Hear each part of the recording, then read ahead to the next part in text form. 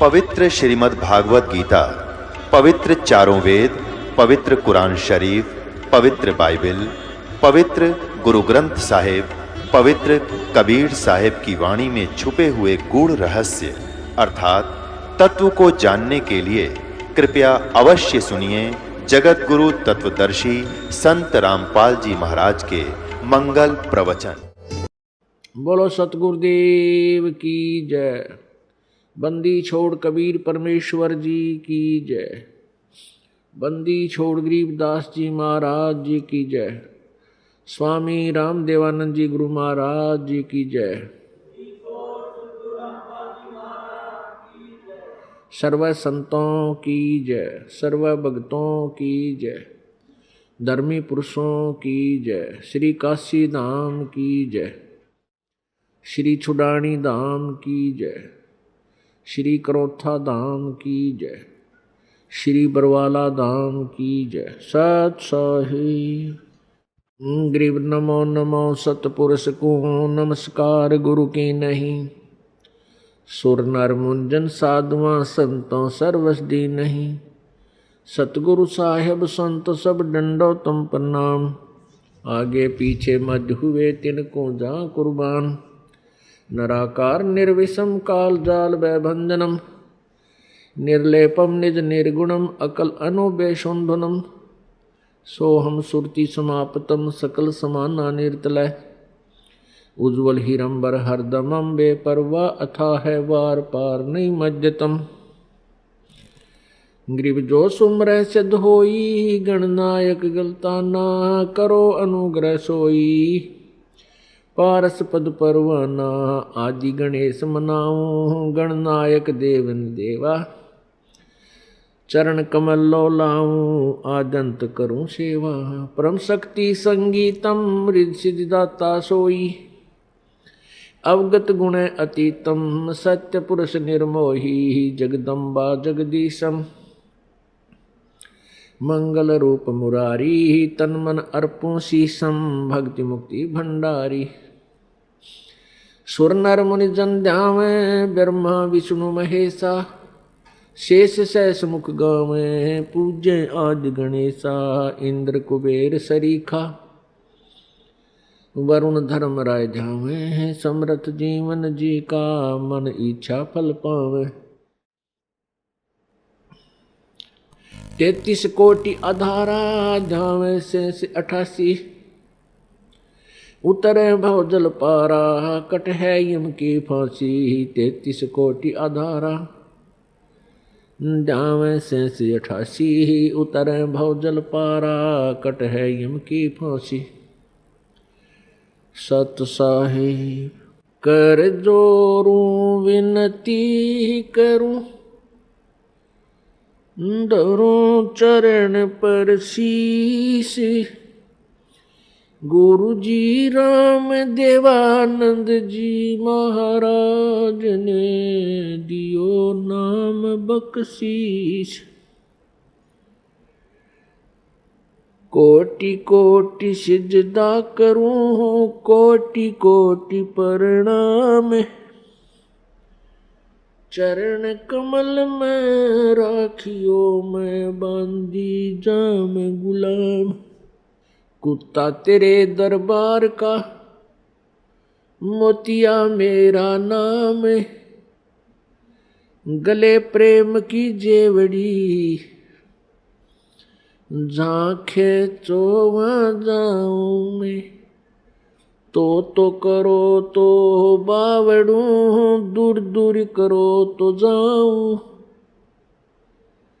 जो राखो तो ही रहूं जो देवो सो खाऊं। जय इब कै सतगुरु मिले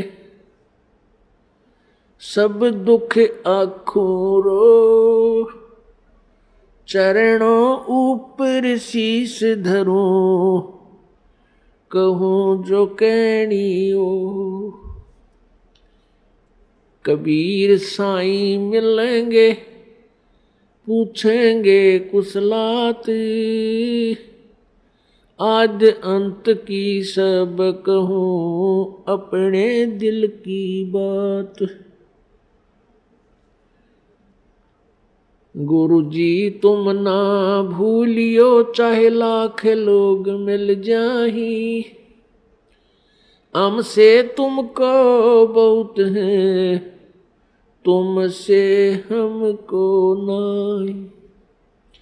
तुम्हारे विसारे क्या बने मैं किसकी शरण में जाऊं,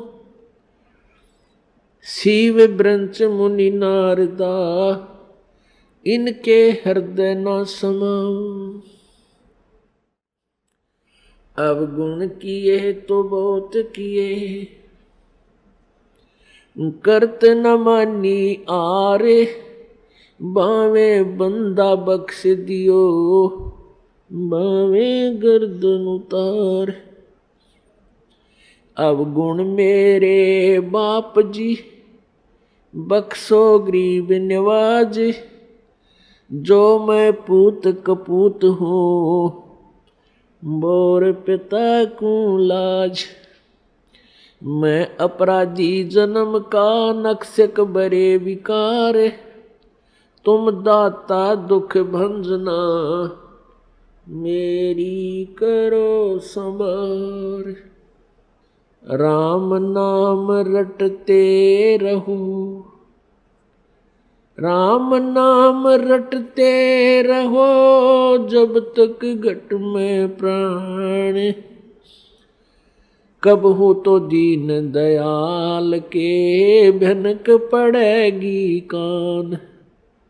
कबीर लूट सको तो लूटियो राम नाम की लूटी, पीछे फिर पछताओगे प्राण जहांगे छूटे। नहीं भरोसा देही का ये बिनस जावे छन माही, श्वास उश्वास में नाम जपो हो और यतन कछु नाई। श्वास उश्वास में नाम जपो व्यर्था श्वास मत खो, ना जाने इस श्वास को आवण हो के न हो।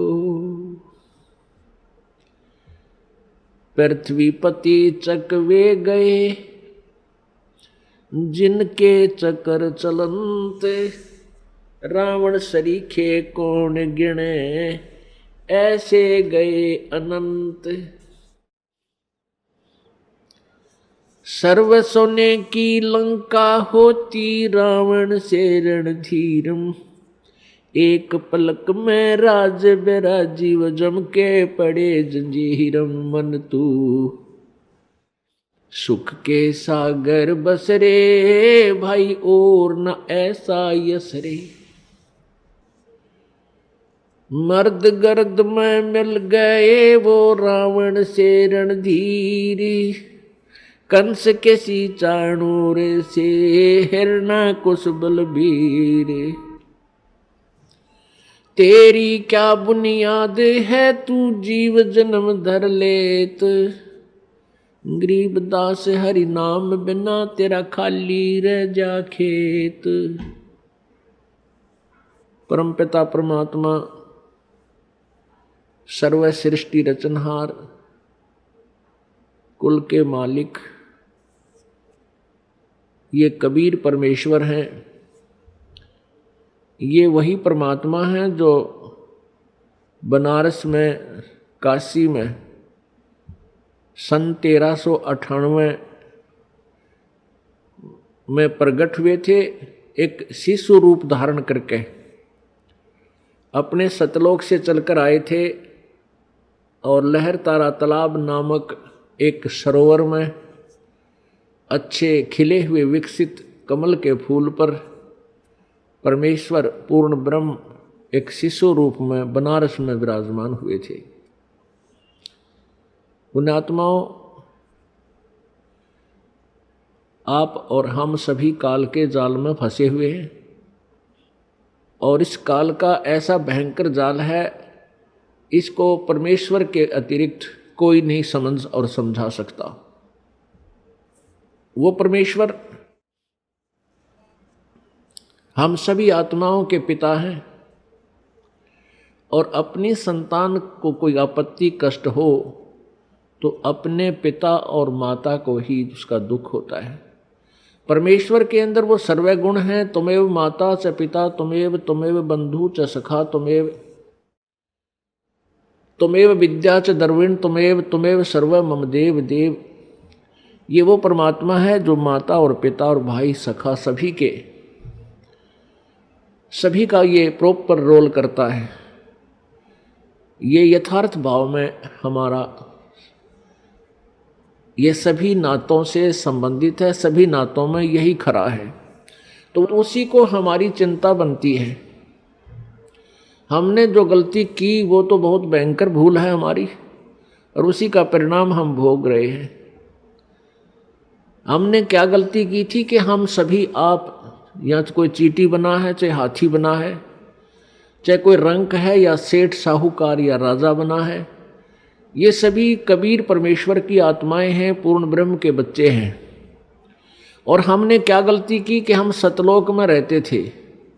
वहाँ कोई मृत्यु नहीं थी, कोई जन्म नहीं था, ना कोई रोग कष्ट शरीर को था, किसी प्रकार की कोई आपदा वहाँ नहीं आती थी, कोई अभाव नहीं था, कोई मजदूरी नहीं करनी पड़ती थी, हम बहुत सुखी थे।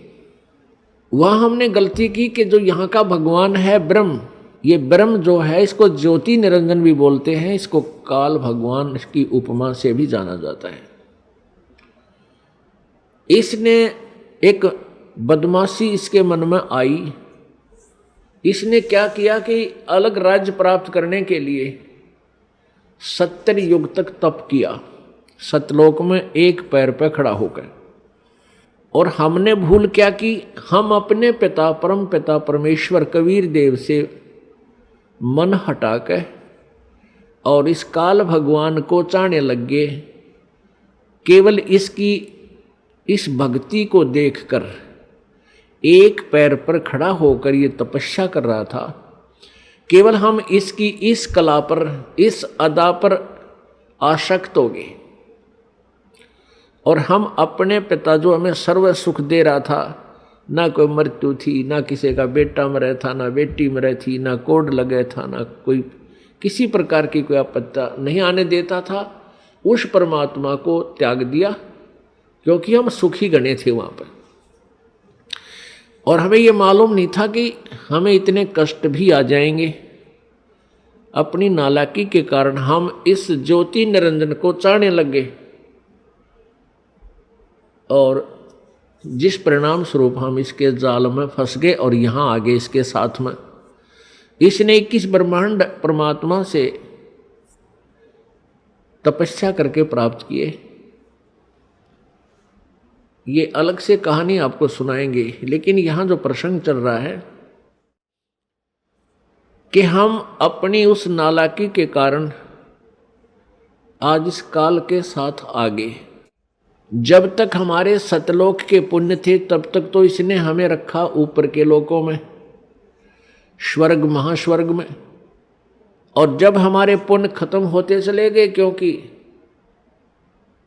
यहाँ का विधान है कि जैसे कर्म करेगा वैसे फल मिलेंगे, और पुण्य आपके होंगे। जब पुण्य क्षीण हो जाते हैं तो उसको ये यहाँ पृथ्वी पर पटक देता है। तो जब तक हमारे पुण्य थे, हमारी जेब में पैसे थे, हमारी कमाई थी, तो हम स्वर्ग रूपी होटल में वहाँ अपने मस्ती करते रहे, भगवान याद नहीं आया। और जब हम पटक दिए पृथ्वी पर, कोई कुत्ता बनाया, कोई गधा बनाया, कोई कुतिया बनाई, कोई गधी बनाई, कोई शेर, कोई पशु पक्षी जीव जंतु बनाकर यहाँ डाल दिए। और जिनके कुछ पुण्य फिर भी शेष रहे उनको मानव शरीर दिया। मानव शरीर के अंदर आप देख रहे हो कोई भी प्राणी सुखी नहीं है। मानव शरीर तो हम सबसे उत्तम मानते हैं, अन्य प्राणियों का तो आप एस्टीमेट लगा लेना वो कितने सुखी होंगे, कुत्ते गधे सुअर।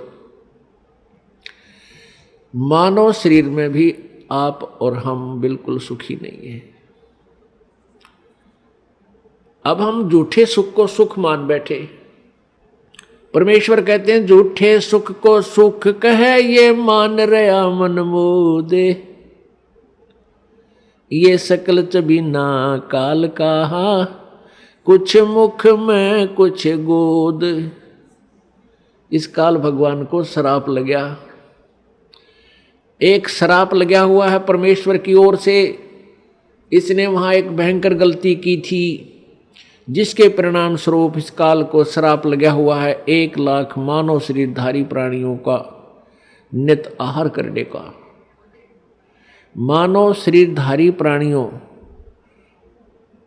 का 1,00,000 का प्रतिदिन ये ग्रास करता है, आहार करता है, खाता है। इसके लिए इसने हम सभी को यहां रोक रखा है, जैसे कसाई बकरे पालता है। पुण्यात्माओं, ये परमेश्वर कबीर जी द्वारा दिया गया ये ज्ञान है, ये दास आपको व्याख्या कर रहा है और ये परमात्मा का बताया हुआ है। इस पर बहुत गहराई से सोचना, इसको केवल एक कथा मत समझना। ये 100% सत्य, ये सत्य कथा है, केवल इसको दंत कथा मत मान लेना। जितना भी आप इस ज्ञान को समझते चले जाओगे उतना ही आप गहराई से चिंतन करने में को विवश हो जाओगे। अब जैसे कसाई बकरे पालता है, उन बकरों के लिए वो बहुत व्यवस्था करता है, उनको चारा चराता है, उनको पानी पिलाता है, गर्मी सर्दी से बचाता है, उसके ऊपर कोई छान डाल देता है, कोई शेड बनाता है। तो अबोध बकरियां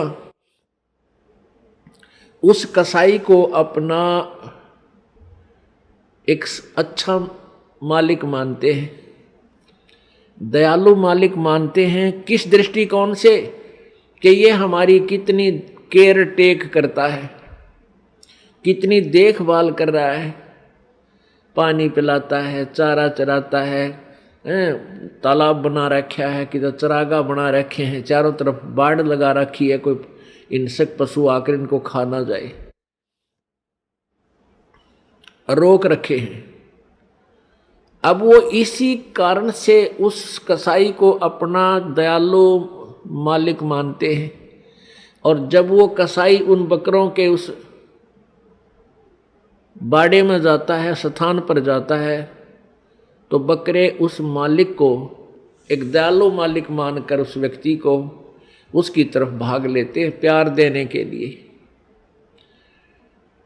कोई उसके ऊपर पैर डालकर प्यार देना चाहता है, कोई जीभ से चाटता है, और वो कसाई उनको ऐसे हाथ पकड़कर देखता है और बकरे उसकी बाजू को अपनी जिह्वा से प्यार देते हैं, चाटते हैं, जैसे बहुत लाड करया करें। और वो कसाई देख रहा होता है कि यूं कितने किलो का बिकेगा, कितना मांस हो गया इनमें, वो ऐसे देखता उनको, और वो सोचते हैं कि ये हमारा दयालु मित्र में प्यार कर रहा है, हमारा मालिक है।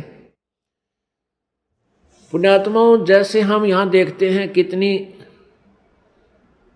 विस्तृत भूमि है, इसके ऊपर कितने अच्छे बाग बगीचे, फलदार वृक्ष, काजू किस्में, सेब संतरे, और कितने अच्छे शीतल और स्वादिष्ट मधु जल की दरियां बह रही हैं। जमीन के नीचे कितना एयर कंडीशन ला रखा है, गर्मियों में ठंडा जल और सर्दियों में गर्म। अब और कितनी अच्छी हवा चल रही है, सूरज दिन रात बन रहे हैं, सूर्य उदय हो रहा है, अस्त हो रहा है।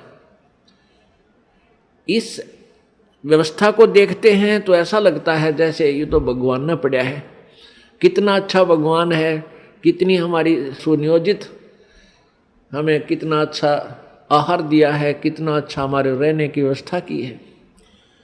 और जब हम देखते हैं किसी का बेटा मर गया, किसी की बेटी मर गई, किसी का परिवार नाश हो गया, किसी का दो मर गए एक परिवार में, तो उस समय हमें कभी ये नहीं आता यूं क्यों हो रहा है, ये जुल्म क्यों हो रहा है, ये हमारी बुद्धि में कभी नहीं आया। अब आने लगा जो भगवान ने हमारी ये मोतियाबिंद का ऑपरेशन कर दिया। कबीर परमेश्वर जी के ज्ञान से, इस तत्व ज्ञान से हमारे जो अज्ञान रूपी मोतियाबिंद था आंखों पर, इसका ऑपरेशन हो गया। अब हमें स्पष्ट दिखाई देता है युग के कारण है यहाँ पर इतनी व्यवस्था करने का। जैसे वो कसाई ने अपने स्वार्थवश कितना परिश्रम कर रखा है और किस प्रकार बकरों को रोक रखा है, और शाम के समय वो ना देखता, जब भी ऑर्डर आ जाता है 10 बकरे चाहिए, बकरी चाहिए, वो छांट के ले जाता। वो ना देखता किसकी माँ है, किसका बेटा, किसकी बेटी, एक परिवार के 2 हैं कि एक। वो तो डंडा लेकर और निकाल लेता 20-30 इकट्ठे ही चल, और जाते ही कटवा के अपने पैसे गिन लेता है। ठीक इसी प्रकार ये यहाँ का भगवान है जिसको ब्रह्म बोलते हैं, ज्योति निरंजन कहते हैं। और अभी तक ये ऋषि महर्षि संत इस ब्रह्म की साधना के लिए ही हमें प्रेरित करते रहे। और इस ब्रह्म के 3 पुत्र हैं ज्योति निरंजन के, रजगुण ब्रह्मा जी, सतगुण विष्णु जी, तमगुण शिव जी। और इस ज्योति निरंजन ब्रह्म की पत्नी है दुर्गा, और श्री ब्रह्मा विष्णु महेश जी की ये माता है दुर्गा। अब ये तीनों पुत्रों को इस काल ने हमारे को यहां बांधे रखने के लिए, कर्माधार से यहां रोके रखने के लिए इनको इंचार्ज बना दिया। रजगुण युक्त ब्रह्मा जी को, सतगुण युक्त विष्णु जी को और तमगुण युक्त शिव जी को कर दिया। रजगुण ब्रह्मा, सतगुण विष्णु, तमगुण शिव जी बना दिए, उत्पन्न कर दिए। ये तीनों गुण युक्त है। रजगुण ब्रह्मा है, सतगुण विष्णु, तमगुण शिव जी। अब इस एक ब्रह्मांड में 3 लोकों के ऊपर, एक पृथ्वी लोक, एक ऊपर स्वर्ग लोक और नीचे एक पाताल लोक, इन 3 लोकों पर एक एक विभाग के मंत्री बना दिया इनको। इन तीनों मंत्रियों की तीनों लोकों पर अपने विभाग के आधार से तीनों की पावर काम करती है, शक्ति काम करती है। श्री ब्रह्मा जी के इस रजोगुण के प्रभाव से सभी प्राणी संतान उत्पत्ति करते हैं, जीव के बस की बात नहीं। और श्री विष्णु जी सतगुण, अब सतगुण के प्रभाव से हमारा एक दूसरे में मोह ममता, संपत्ति में मोह, पति पत्नी का आपस में लगाव, बच्चों में ममता, भाई बहन का प्यार, ये इतना जबरदस्त है कि हम इनसे दूर नहीं हो सकते, चाहे कितना जोर लगा ले। और तीसरा तमोगुण है, जरा सी बात पर लट्ठम लट्ठा एक दूसरे ने मार डालें, कत्लेआम कर दें। ये भगवान शिव जी के अंदर सतोगुण है, उसका प्रभाव से हम ऐसा यहाँ सब कर रहे हैं। अब जैसे एक मकान में 3 कक्ष हैं या 4 कक्ष हैं, और रसोई के अंदर छौंक लगा मिर्चों का। रसोई के अंदर तो वो मूल वस्तु है, मिर्च है, छौंक है, और उसका निराकार शक्ति ने जाकर अन्य कक्षों में बैठे व्यक्तियों को भी प्रभावित कर दिया, और उनको भी छींकें आने लग गई। उनके बस की बात नहीं उन छींकों ने वह रोक दे। तो इसी प्रकार पुण्यात्माओं, परमात्मा कबीर देव ने, कबीर साहब ने इस यथार्थ ज्ञान को हमें समझाया कि ये ऊपर तीनों भगवान रजगुण ब्रह्मा, सतगुण विष्णु, तमगुण शिव जी की अलग अलग राजधानियां हैं, अलग अलग लोक हैं। वो अपनी राजधानी में बैठकर, अपने लोक में बैठ करके वहां से सबको कंट्रोल करते हैं, और उनके शरीर से निकल रही वो निराकार शक्ति, जैसे ब्रह्मा जी से रजगुण शक्ति और विष्णु जी से सतगुण और शिव जी से तमगुण, वो शक्ति, वो जैसे छौंक वाली निराकार जो प्रभाव शक्ति, उनकी वो आकर के हम सभी 3 लोक के प्राणियों को अपने हिसाब से प्रभावित किए हुए। हमारे बस की बात नहीं, ये जीव के बस की बात नहीं। इसके लिए ये ऐसा क्यों किया है कि काल को 1,00,000 मानव शरीरधारी प्राणी प्रतिदिन खाने को चाहिए, और उसके कारण हम यह संतान उत्पत्ति करते हैं। प्रत्येक प्राणी संतान उत्पत्ति करता है,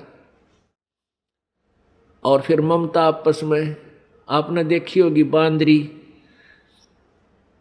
बंदरिया अपने बच्चे को सीने से लगाए फिरती है। चिड़िया देखी होगी आपने, ये पक्षी देखे हैं, अपने मुख में आहार लाते हैं कहीं से और घोंसले में बैठे अपने बच्चों को आकर खिलाते हैं। आप बाद में खाते हैं, पहले उनको छिकाकर फिर जाते हैं। कितना प्यार है। वो बच्चे कौन से उनके बुढ़ापे में उंगली पकड़ेंगे उन पक्षियों की। चल हम तैनो सोचा मैं एक बार बुढ़ापे में सेवा कर देंगे, बच्चे इसलिए हम पैदा कर रहे हैं, इनको इसलिए पाल रहे हैं, नहीं। बुढ़ापे में तो परमात्मा की भक्ति ही हमें सहारा देगी, तब जब वह बात बनेगी। अरे कलयुग के पुत्र तय तो अपने बेराजी सी सेवा करेंगे, और कैसी कर रहे हैं ये आपको खूब विदित है। तो ये सब कारण क्या है? काल ने हमें यहाँ बाई फोर्स और धोखा देकर हमें यहाँ पर रखा हुआ है। अब ये कितना सुंदर शरीर हमें नजर आता है अपना। अपने शरीर की रक्षा के लिए, इसमें कोई बीमारी हो जाए या सर्दी से बचाने के लिए कितनी व्यवस्था करते हैं, और इसको बनाए रखने के लिए, जीवित रखने के लिए, इसी के लिए हम सारा दिन लगे रहें पेट भरने की खातिर। और ये क्या है? ये काल का सुनियोजित एक जाल है, षड्यंत्र है।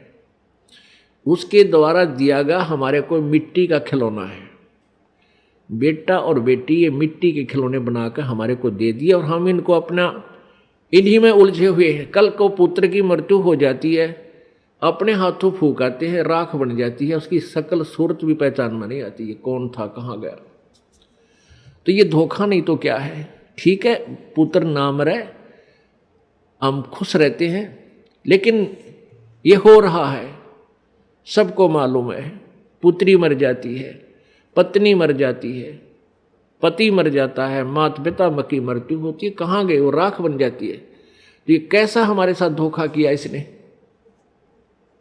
हमारी इतनी बुद्धि छोड़ रखी है इस काल भगवान ने। जैसे भैंस का बच्चा मर जाता है, व्यापारी लोग क्या करते हैं, उस बच्चे के ऊपर की चाम को उतार लेते हैं, उतरवा लेते हैं किसी बनाने वाले से, और उसमें भूस भरवा देते हैं, और ऊपर से सिलाई करके एक पूछड़ लटकती रह जाती है उसकी दूम, और उसको उस भैंस के सामने लाकर टांग देते हैं। वह भैंस उसको अपना बच्चा मानती है, और उसको उठाकर जब चलता है तो वह भैंस उसके पीछे पीछे ऐ करती हुई और भागती रहती है। जहां उसको रख देता है वहीं खड़ी हो जाती है।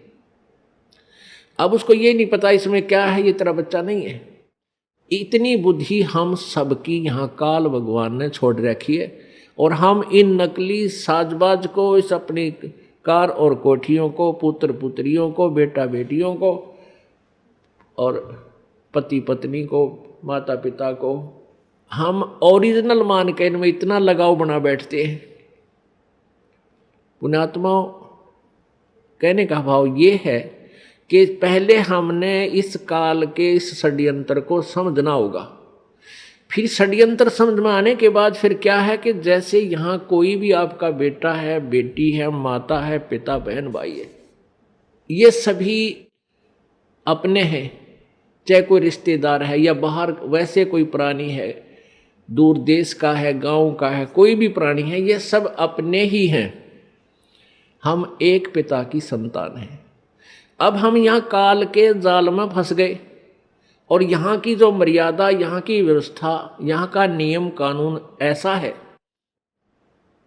तो फिर हमने अपने बच्चों को, भाइयों को, बहनों को, मित्रों को, जो भी हमारे संपर्क में आवे, उनको सबसे बड़ा उनका उपकार ये है कि उनको इस काल के जाल से परिचित करावें।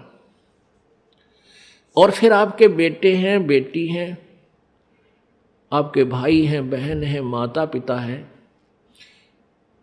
इनकी हमने सेवा करनी है। इनका जैसे भी हमारा इनको रोल है, इनके प्रति जो कर्तव्य है वो हमने भगवान से डर कर उसको पूरा भी करना है, क्योंकि ये सभी परमात्मा के बच्चे हैं और यहाँ सभी दुखी हैं। अब जैसे माता पिता जो बूढ़े हो जाते हैं, असहाय हो जाते हैं, अब उनकी सेवा करना आपका परम कर्तव्य बना है। क्योंकि माता पिता जब बच्चा या बेटा या बेटी उत्पन्न होती है, बेटी उत्पन्न होती है, उसका तो उद्देश्य पता होता है ये तो पराई होनी है, उसको भी प्यार से पालता है अपने सीने से लगाकर, ऐसा नहीं, क्योंकि उसको ये मालूम है कि हमें भी कोई ऐसे एक पाल कर एक बेटी देगा। और उसका मुख्य उद्देश्य बेटे के ऊपर रहता है कि बेटा बड़ा होगा, पुत्रवधू आवेगी और हम बूढ़े हो जाएंगे, हमें हमारी सेवा करेंगे, हमें बैठों को खाना देंगे, उंगली पकड़ कर इधर उधर हमें ले जाया करेंगे। तो इस उद्देश्य से वो बच्चों की परवरिश करता है, इस उमंग से रात देखता ना दिन देखता। तो जब वो बूढ़े हो जाते हैं तो वो डिजर्व करते हैं आपसे वो सेवा, और आप वो कर नहीं पाते। क्यों नहीं कर पाते? क्योंकि आपको ये नहीं मालूम कि हम यहाँ भयंकर जाल में फंसे हुए हैं और परमात्मा ने जो हमें यहाँ कर्तव्य दिया है उसको ना निभाकर भी हम दोषी बन रहे हैं, पाप के भागी बन रहे हैं, और काल तो हमसे पाप करवाता रहता है ताकि ये मेरे जाल में फंसे रहें। तो हमने परमात्मा के विधान से परिचित होकर इन सब नातों का जो भी आपकी भूमिका है, जो भी आपका रोल दिया है, उसको निभाना है। बच्चों का पालन पोषण भी आपने बड़ी प्यार से करना है, ऐसे ढंग से करना है कि मालिक के बच्चे हैं और माता पिता भी मालिक के बच्चे हैं। आपकी ड्यूटी है बुढ़ापे में इनकी सेवा करना, इनको प्यार दे। बूढ़ा आदमी प्यार का भूखा होता है, प्यार तो बोल पड़े बस उसने, वो भूखा भी रह जाएगा। उसको पता है कि तेरी सटेज ऐसी होगी, जो मिल जाए वो खा ले, चुप करके नखरे मत करे। और नहीं करते हैं जो समझदार होते हैं, तो उनको प्यार से ही बोल पड़ो, इतना ही काफ़ी होता है। कोई वस्तु की चाह करते हैं तो तुरंत हाँ अवश्य करेंगे, माता पिताजी अभी करते हैं, चाहे 2 दिन लेट भी हो जाए पर बोला राजी, इतने में खुश हो जाया करें। और जब बच्चे हैं आपके तो बच्चों का भी आपने पालन पोषण करना इस दृष्टिकोण से चाहिए कि तेरे ये भगवान के बालक हैं, उस सच्चे मालिक के बच्चे हैं और हमारी ड्यूटी दे दी, हम इनके सेवक हैं। जैसे एक नौकरानी रखी जाती है,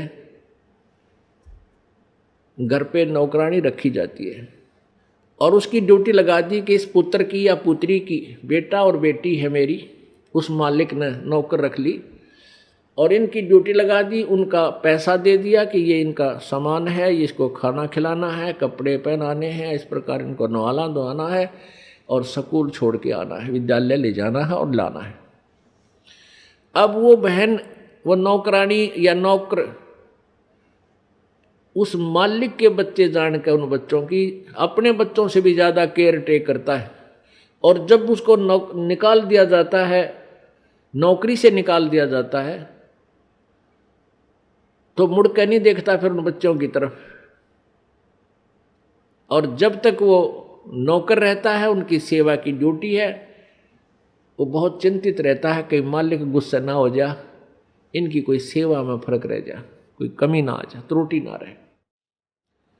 एक समय ये दास सर्विस करता था जब जेई की पोस्ट पे, जहाँ हमारा कार्यालय था उससे 2 मकान छोड़कर एक बड़े साहूकार सेठ का मकान था।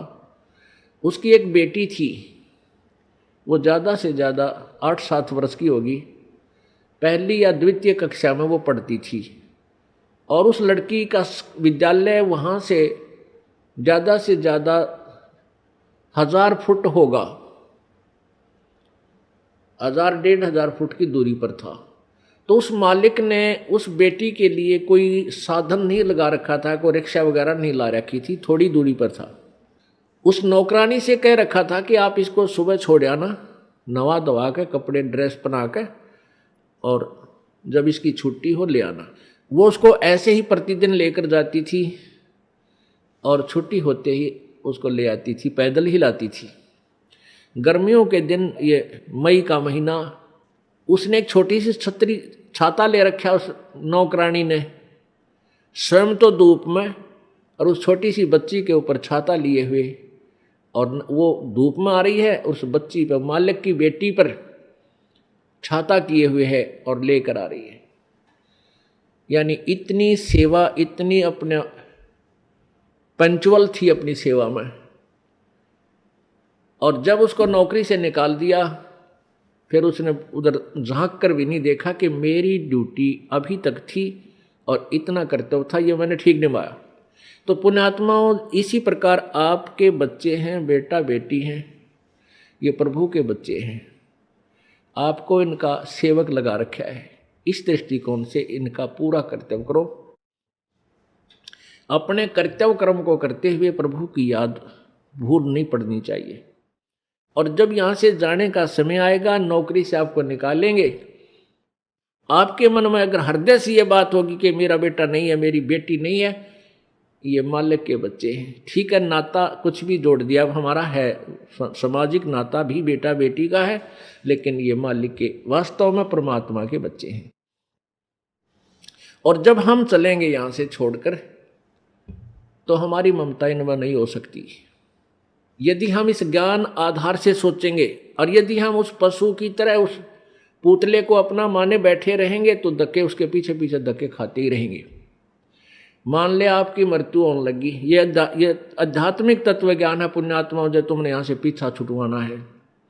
यदि आपको ये ज्ञान हुआ नहीं, भक्ति कर रहे हो, सुख भी देगा भगवान, आपके दुख भी दूर करेगा, आपको धन भी देगा, बहुत सुख कर देगा, और इस ज्ञान की भूल पड़ते ही आपको यहीं फंसा लेगा। आपकी मृत्यु होने लगी, आपके पास कोई बेटा या बेटी आकर रोने लग जाएगा, आपकी ममता उसके उधर फंस जाएगी, क्या होगा मेरे बच्चे का, कौन संभालेगा इसको। और फिर मृत्यु होगी तो आपकी आस्था उस बेटा या बेटी में रह गई। मृत्यु होकर के फिर वहीं कुतिया आकर बन जा मनमाने उसी गली में, या कुत्ता बन गया, उड़े सैर सपट्टे करता रहेगा, फिर बेटे भी ना मिलने ना बेटियां दौड़ बैठ सकता। एक परिवार ने खीर बनाई थी, खीर का पात्र था, उसमें सर्फ पड़ गया, पड़ते ही वो मर गया, अंदर बैठ गया नीचे। वहाँ उनकी एक पालतू कुत्ती थी, मतलब जैसे वह वैसे पाली हुई नहीं थी, गली में घूमती फिरती, आ जाती, बैठ जाती, उसको रोटी राटी डाल देती, वो वहाँ बैठ जाती थी। तो उसने क्या किया, वो सारी खीर पंजे के साथ खिंडा दी, वह डाल दी, नीचे डाल दी। उधर से घरवाला ने देखा कि इसने तो भाई कमाल कर दिया, आज तक ये ऐसी गलती नहीं करती थी, आज तक इसने बड़े बड़े भोजन का नाश कर दिया। उसका तुम्हारा लठ, वह तो गई ट्या ट्या करती। फिर वो खीर को संभालने लगे, बाहर नीचे पड़ी थी, वो तो पड़ी थी, अंदर झांक कर देखा उसमें कितनी बच रही है, उसमें काला सांप, सर्प अंदर पड़ा। और फिर उस पूरे परिवार ने खुशी मनाई को हो, इस कुतिया ने तो हमारा परिवार बचा दिया। फिर उसने ल्याओ पकड़ कर वो आगे न बाजा के उधर लठला गिरा। फिर किसी से पूछा, भाई ये कोई वैसे ही कोई मौत होती है? एक व्यक्ति आ गया जो थोड़ी बहुत भविष्य की या बैक की जाने था, उससे पूछने लग गया कि ये क्या कारण है, इसने आदमी भी नहीं कर सकता, ऐसा काम कर दिया इस कुतिया ने। तो उसने बताया तेरी दादी थी, या तेरी दादी थी पहले हैं, और इसकी आस्था भैया मरन लगी जब थारे में रहेगी, या कुतिया बन गई। और अच्छी पुण्यात्मा थी, पहले भी दयालु थी, और जो तुरंत मनुष्य जोनी से पशु जोनी में आता है, उसमें थोड़ी बहुत लक्षण अच्छे होते हैं। जैसे कई कुत्ते हैं बड़े समझदार, मनुष्यों की तरह ही सारे काम कर देते हैं, वो तुरंत मनुष्य जोनी से आए हुए होते हैं। तो पुण्यात्मा, फिर आप वहाँ कुत्ते बन का बैठोगे। तो अध्यात्म, यदि आपने इस विद्यालय में प्रवेश पाया है, पहले इसका उद्देश्य समझ लेना। इस विद्यालय का उद्देश्य है आपका यहाँ जन्म मृत्यु से सदा के लिए झंझट छुटवा देना, और सतलोक में वहाँ भेज देना जहाँ कभी दुख नहीं, कभी मृत्यु नहीं, कहीं रोग नहीं, कोई कोड नहीं। कोई आपदा नहीं आती, किसी चीज का अभाव नहीं जहां हम पहले रहते थे। अब जब तक आप मालिक के चरणों में रहोगे तो यहां का सुख तो आपको मिलेगा मिलेगा। आपके भाग्य में ना होगा तो भी दाता आपको देगा। ये दयालु है, ये समर्थ है, इसके पास फुल पावर है। और फिर आपकी मृत्यु तो होगी, क्योंकि यहां तो कोई रह ही नहीं सकता। इस मिट्टी के खिलौनों में कितने दिन रह सकता है? हजार हजार वर्ष तक भी रह जीवित रह कर देख लिया ऋषियों ने अपनी अटकलों से, आखिर में फिर मृत्यु हुई। यहां तो मृत्यु होगी। वो दिन तो डेफिनेटली आओगा जिस दिन आपने यहां छोड़ना ही पड़ेगा, चाहे कितना काम रह रहा हो। आज जो स्थिति आपकी है, यदि आप इसको अभी से सेट करके चलोगे कि परमात्मा आपकी इच्छा कभी ले चलियो, यदि आपने मोक्ष उद्देश्य रखना है, उसमें फिर अग्रम अग्रम नहीं रखनी कि यो काम रह गया, ऐसा नहीं हुआ, भगवान इतना और हो जाता फिर काम बड़े नहीं। चाहे कभी कहे परमात्मा, चालन की तैयारी करनी पड़ेगी आपने। तो आपने यहां से तो जाना ही पड़ेगा। यदि आप श्रद्धा नहीं हटाओगे, यहां से आस्था नहीं हटाओगे, तो भी मृत्यु होगी, तो यहीं आ जाओगे। इस ज्ञान को आधार बना के और परमात्मा को साक्षी रख के जब भी चालन की तैयारी आवे, किसी समय आ जा, सहर्ष चल पड़े कि कभी ना कभी तो पीछा यहां से छुटवाना ही पड़ेगा। मान लीजिए आप परमात्मा के मार्ग पर लगे हुए हो और आपके साथ कोई ऐसी घटना, वैसे तो मालिक घटना नहीं देता जल्दी सी, वो भी आपकी कोई त्रुटि होगी या परमात्मा की कोई और रजा होगी, उसमें वो आपके हित में ही होगी। जैसे जिसको हम अकाल मौत कहते हैं, तो यहाँ पहले तो अकाल मौत आपकी होगी नहीं, और होगी तो घनी आपके ऊपर मेहर होगी, कोई विशेष कृपा होगी, या आपका नाम टूट चुका हो। प्रथम तो अकाल मृत्यु होगी नहीं इस मालिक के चरणों माने के बाद। इसके हाथ में है मासा घटे ना चल बढ़े, विधना लिखे जो लेख, और साचा सतगुरु मेट कर ऊपर मार दे मेघ। ये वो परमात्मा है जिस लिखे हुए लेख को, प्रारब्ध को कोई भी चेंज नहीं कर सकता। ये परमेश्वर कबीर देव उसको चेंज कर सकता है, उस भाग्य को बदल सकता है। तो ये तो उसके साथ होगा जो हृदय से, तन मन धन से कोई मर्यादा भंग नहीं करता है, प्रभु के चरणों में लगा हुआ है। और दूसरे जो परमात्मा के चरणों में लगे हुए हैं और परमात्मा की कुछ और रजा है कि कई कारण हो जाते हैं पुण्यात्माओं, तो उसको ऐसे अकाल मौत, वो स्वयं ही अकाल मौत मृत्यु करेगा उसकी, और तुरंत ही उसको दूसरा जीवन देकर पार करेगा। वो उसने अपनी आत्मा को देखना है। हम तो अपना स्वार्थ देखें। जैसे किसी की माँ मर जा, चाहे 70 साल की हो रही है, तो याद आवे है कि भाई पाछी बालक खिलाओ थी, पोचा ने राजी रखे थी, घर की रुखाड़ करे थी, ये बना मरे तो बढ़िया है। तो हम तो अपने स्वार्थ ने कर रहे हैं। जय उस माता जी का हो जा बीमारी, कोई रोग हो जा, 10 लाख जा, खाट पे लेट जाओ, तो हफ्ते अंदर हाथ जोड़ लेंगे सारे, है भगवान माँ की माटी उसंगवा ले, परमात्मा इसने उठा दे। तो कहने का भाव ये है कि यदि परमात्मा किसी भी समय पर अपने सच्चे भक्त लगा हुआ ठीक है और उसको ऐसी कोई घटना करता है, ऐसी कोई घटना होती है अकाल मृत्यु की, 2 कारण से होगी। या तो आपका नाम खंड हो चुका है, उसने आपको काल ले गया, या परमात्मा अपने हिसाब से वहां से तुरंत दूसरा जन्म देकर आपको पार करेगा। अपने आत्मा, हम जैसे दीर्घ रोग है हमारे को जन्म और मृत्यु का एक दीर्घ रोग है, ये कैंसर हो रही है। ये प्रभु का हॉस्पिटल है, ये सतलोक आश्रम बरवाला एंड करो था। जब आप इस हॉस्पिटल में प्रवेश पा लेते हो और आपने उद्देश्य ये होना चाहिए कि मैं इस रोग से मुक्ति पाऊं, तो यहां फिर डॉक्टर ने देखना है। जैसे डॉक्टर के पास आप चले गए, आप भयंकर रोगी हैं, फिर डॉक्टर ने ही करना है जो करना है, मरीज की नहीं चलती। वहां पर मरीज की कोई राय नहीं ली जाएगी।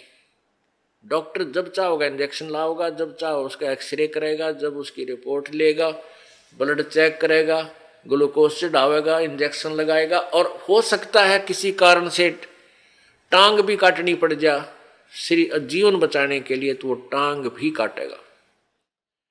तो वहां मरीज अपनी नहीं चलाता है, वो करबद्ध रहता है और डॉक्टर को समर्पण कर देता है कि जो आपको ठीक लगे वही करना। तो यहां आने के बाद आपने अपना अगर जन्म मरण का रोग कटवाना है तो परमात्मा डॉक्टर हैं, कबीर भगवान हमारे, इस दास को आपका कंपाउंडर छोड़ रखा है। तो आपको जैसा भी यहाँ हो रहा है उसमें कोई, देखो एक तो आपको गड़बड़ होगी, नामखंड हो जानते हैं, आपका नाम टूट जाएगा, परमात्मा से आपका कनेक्शन खत्म हो गया। और दूसरा होगा मालिक करेगा, तो उसमें फिर अगरम मगरम नहीं होनी चाहिए, ऐसा क्यों हो गया, ऐसा नहीं होना चाहिए था। तो एक तो सावधानी आपने रखना है कि आपका नाम खंड ना हो, मर्यादा भंग नहीं होनी चाहिए। पुण्यात्माओं, आप इस काल के जाल से अपरिचित हो, इस कारण से इस मार्ग को इतना सीरियसली नहीं लेते। आप केवल पहले आते हो सुख के उद्देश्य से कि मेरा ये हो जा, बेटा हो जा, बेटी हो जा, कार हो जा, कोठी हो जा, टोटा दूर हो जा, कर्जा उतर जा, छोटा मोटा को शारीरिक कष्ट है वो दूर हो जा। ये तो आपको फ्री ऑफ कॉस्ट होगा यदि आप सच्ची श्रद्धा से भक्ति करनी प्रारंभ कर दोगे। फिर कुछ दिनों के बाद आपको यहाँ इसलिए बुलाया जाता है, भाई हर महीने आना है, दूर देश के हैं वो, चल दूसरे महीने 1 महीना छोड़ कर आ जाए, 2 महीने छोड़ कर आ जाए।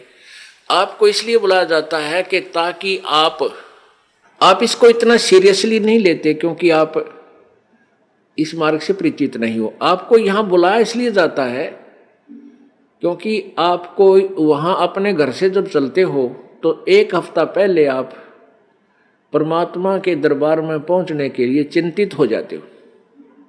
तो आपकी वो चिंतन भी मालिक के पुण्य में लग जाता है। कोई कार्य को आगे पीछे करते हो, किसी से छुट्टी लेते हो, घर वालों को मीठा बोलते हो कि मैंने जाना है, कहीं ये ना कर दे, और फिर आप वहाँ से यहाँ तक आते हो। नंबर 1 तो आपको धनी बनाना है, राम नाम का, भक्ति का धनी बनाना है। परमात्मा का विधान है, संत मिलन को चालिए तज माया अभिमाने, जो जो कदम आगे रखे ओहे यज्ञ समाने। क्या बताते हैं परमात्मा, अपना विधान बाप ही बता रहे हैं कबीर जी कि संत मिलन को चालिए। जब सतगुरु के दर्शनार्थ आप चलते हो, अभिमान तज माया अभिमान, किसी प्रकार का भी आप में अभिमान नहीं होना चाहिए, ना धन का हो, ना पद और पोस्ट का हो, किसी प्रकार का नहीं हो। जैसे एक रोगी व्यक्ति जिसको पता लग गया कि तेरी जान जाने वाली है और वो डॉक्टर के पास जाता है, चाहे वो कितना बड़ा अधिकारी है और कितना पैसे वाला है, वहाँ वो अपनी उस पोस्ट और पैसे को नहीं आगे रखता, उसका दिखावा नहीं करता, अपनी जान बचाना चाहता है। डॉक्टर जहाँ कहता वहीं लेट जाता है, कपड़े उतारने को कहता तुरंत उतार देता है, कोई रिपोर्ट करवाने के लिए संकेत करता है, लिख कर देता, तुरंत उठ कर चला जाता है। तो पुण्यात्मा, सच्चे दरबार में जब भगत आवे, उसका दृष्टिकोण, उसका उद्देश्य, उसका भाव ऐसा होना चाहिए जैसे सीरियस रोगी, सीरियस पेशेंट और हॉस्पिटल में जाता है, उसमें कोई नखरा नहीं होता। ऐसे जब आप सच्चे दरबार में आओगे, आपको कितना पुण्य मिलेगा कि जहां से आप चले हो यहां तक आने के जितने भी आपके कदम, यानी जितने कदम बनते हैं, इतने यज्ञ के तुल्य आपको पुण्य मिलेगा उसको जो या निष्कपट भाव से आता है और निर्भिमान होकर आता है। जैसे रोगी जाता है हॉस्पिटल में, तो यहाँ आपको बुलाने का उद्देश्य ये है, नंबर 1 तो आप धनी हो जाओगे, पुण्य बढ़ेंगे आपके। और जो पैसा आपका खर्च होता है यहाँ किराए पे आने जाने में, ये भी आपके पुण्य में लिखा जाएगा, आपके धर्म में लिखा जाता है, ये पुण्य हो रहा आपका। तो जितना भी आप यहाँ परमात्मा के चरणों में आओगे आपका पुण्य बढ़ेगा। फिर आप यहाँ पर 5 यज्ञ होती हैं। एक यज्ञ है धर्म की, या भंडारा चला है भगवान का दिन रात फ्री ऑफ कॉस्ट परमात्मा की तरफ से। यहाँ जो आप आते हो 10 रुपये, 50 रुपये, 100 रुपये जैसे भी दान पात्र में डालते हो, उसका फिर सामूहिक रूप से भंडारा होता है। कहीं आश्रम का विस्तार होता है, कोई पंखा आता है, कितने दरी बिछाण की मैट लाते हैं, लैट्रिन बाथरूम बनाए जाते हैं, कमरे बनाए जाते हैं, शेड लगाया जाता है। तो ये आपके पैसे का पुण्य हुआ और यहाँ आने वाली दुखी आत्माओं को चैन हुआ। अब कितने कैसे संसार से निकल कर आते हो आप, ट्रेन में आते हो, जेब कतरे साथ बैठे रहे, मन माने किरा के कर जा। घर से निकलते हो, कोई ठगी है, कोई चोर है, कोई किस तरह का है। व्यापार में भी इस तरह के ना जाने कितने निकम्मे आदमी, या व्यवसाय में अपने कार्य में किरा कितने निकम्मे टाइप के आदमी आपके साथ खसने को तैयार रहते हैं। और ऊपर से फिर आपके ऊपर ये इतनी आपदाएं, कोई रोगी है, किसी को कोई भूत सता रहा है, किसी का पितर रुष्ट है, किसी का देवता रुष्ट रहा है, और ना जाने कितने रोग कोड आपके लगे हुए। और वो प्राणी यहाँ आता है, उसको आते ही गर्म पानी मिला है नहाने के लिए, गरम गरम चाय तैयार मिला है, अपना बैटरी सी चार्ज हो जाती है इसकी। और फिर बिछे बिछाए मैट मिले, रजाई मिले भगवान के बच्चों को। और फिर आपको यहाँ अमृत ज्ञान सुनाया जाता है रात्रि के समय, सर्दी का मौसम, ये दिसंबर और जनवरी का महीना, इसमें ओढ़ कर रजाई शाम के समय और बैठे मालिक का ज्ञान सुने, परमात्मा का प्रसाद छक के, और अपना कितनी आत्मा प्रसन्न होती है। आधा दुख तो यही बोल लेता प्राणी। तो यहाँ पर कौन आता है? यहाँ कोई खाना खाने नहीं आता, यहाँ को रात्रि को सोने के लिए नहीं आता, यहाँ तो परमात्मा के लिए वो प्यारी आत्मा आती है जो परमात्मा के अंश है, जो पिछले जन्मों से उनके चरणों में कहीं ना कहीं किसी ना किसी रूप में वो उनके साथ रहे हैं। अब वो पार हो नहीं पाया, भटक रहे हैं, उनको फिर परमात्मा अपने बच्चों को इकट्ठा कर रहा किसी ना किसी माध्यम से, कोई टीवी से, चैनल से, या किसी पुस्तक से, या किसी मित्र से, रिश्तेदार से, भाई बहन से अपना संदेश भिजवा कर इनको फिर शरण में ले रहा है। तो ऐसी प्यारी आत्मा जो परमात्मा के बच्चे यहाँ आते हैं, और इनके लिए जो सेवा होती है ये धर्म यज्ञ है।